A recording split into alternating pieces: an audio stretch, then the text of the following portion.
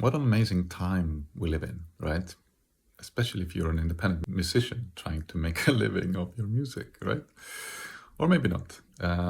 So we have a new sort of reality now that the French streaming company Deezer has found out that 60,000 tracks per day are being sent in that are generated by AI. So they can detect this by using AI.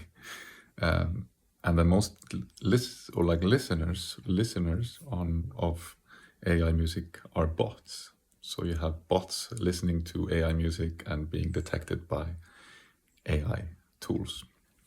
So if we're not even considering the environmental impact of this, which is like huge energy consumption, you can also think that maybe independent artists should start looking elsewhere. Like the big artists are still doing well.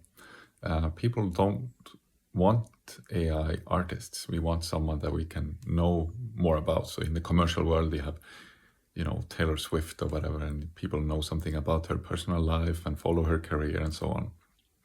That has not been true of AI music. AI music seems to be mostly that people are using it as a personal jukebox to create songs for themselves. They're like, I think I'm the best AI musician out there because my tracks are so great. So for independent musicians, we have to sort of take a step back and think like, does this really benefit us? Should we even be on these Spotify platforms, for example? So there are other alternatives. For example, Bandcamp, where you get the label, or if you have a label, or if you're just a solo artist, it's like up to 90% of the revenue.